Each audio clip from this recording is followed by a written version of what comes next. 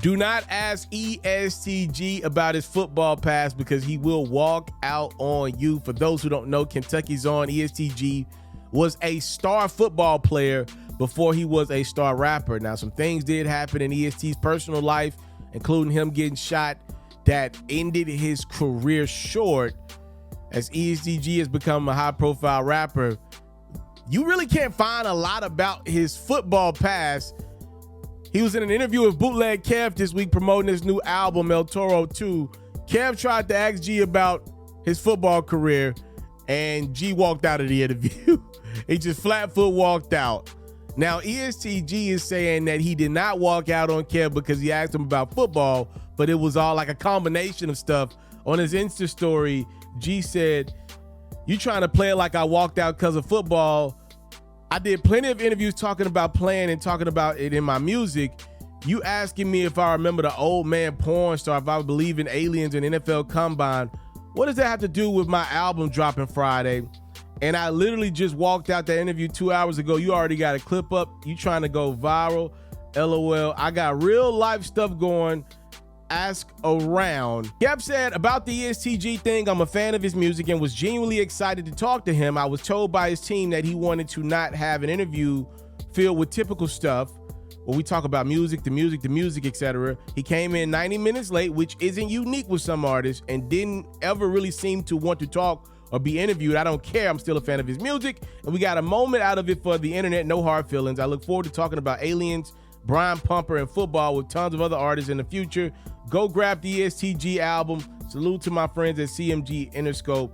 I create content for a living, and today was, for better or worse, a moment."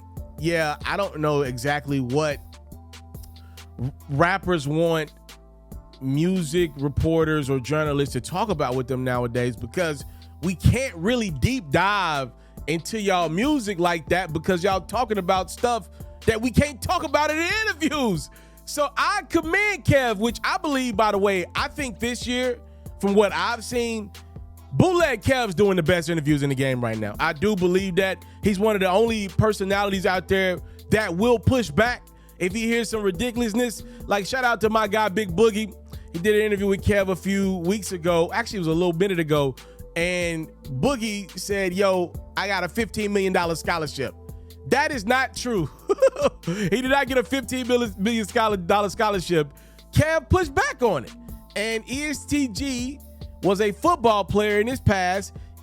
It's in his music as well. It's not something illegal. So Kev asking him about it, I think it's fair play.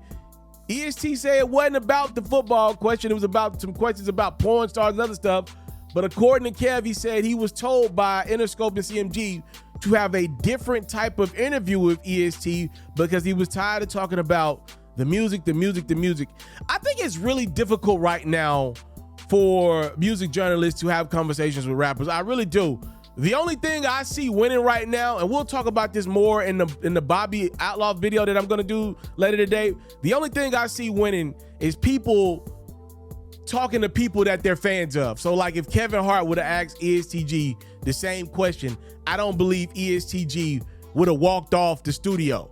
I don't think he would have walked off the desk and walked out on the interview. I really don't. That's really like one of the only things I see winning. Somebody like Bootleg Kev just trying to do his job, content creator, journalist, people will walk out on him. People will walk out on me, if we're being honest about it. The thing with ESTG is, I don't know why he seemingly is not a fan of his football past. I think that's hard.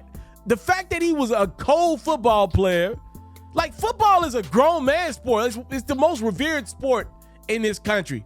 Everybody appreciates somebody that's good at football. And it's for a guy like me that never played a sport, at an elite level. When I see that ESTG was able to do that, then turn around, be a rapper, reportedly move weight, it's like, yo, bro, you did the trifecta. You did the hood trifecta. I think you should talk about that more. I think we should have more football bars, all that. When I see that he clearly doesn't want to talk about it, it's like, why are you denying football? That's like the toughest thing you can do legally in this country is play football. So I don't know why, but if you go on YouTube, you can't find much about his past. His voice was different. I don't know if that has anything to do. I think his voice changed after he got shot. I don't know what's going on, but there has been a conservative effort from somebody. associated with ESTG to wipe that football pass. You can't really find much about it. I don't think it's going to be bad brand. I really don't. I mean, I don't know. The thing is, we've seen rappers throughout time not want to do interviews.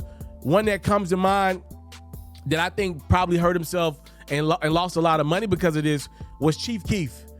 Chief Keef was a guy that, clear as day, did not want to talk to people at all. He was flaming hot. And as legendary as I know Chief Keef is, you don't see his face plastered around a lot of stuff today is because he didn't want to talk to nobody. He was late, didn't show up to a lot of stuff that he had commitments to when he was, just getting into the game. Then you turn around and look at some people like Gucci and Gotti. They don't like talking to people either. I've been in rooms with both of them. They hate talking to people, but they have found a way to balance it.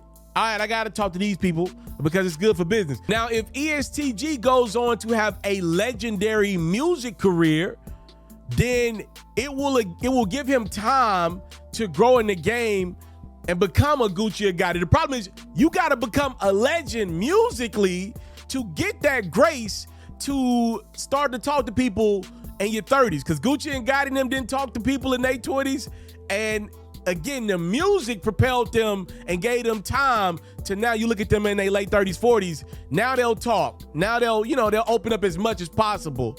You got to have the music to get to where they at, though. Yo, Chief Keef is a special case. He necessarily didn't talk to people.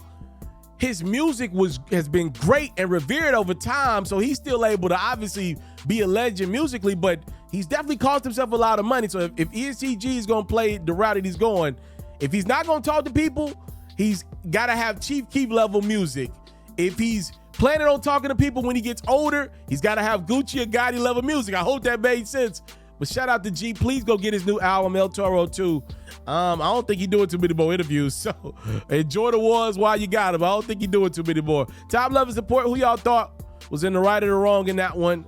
Kev or G? I'm out. What's up, everybody? It's yours truly. I'm the one and only. I'm your boy, FERRO. If you are enjoying the great quality content, make sure you put yourself in position to get more of your boy. For music news, updates, and commentary, make sure you're following and subscribe to me on Facebook and YouTube at itsmrtaliaferro.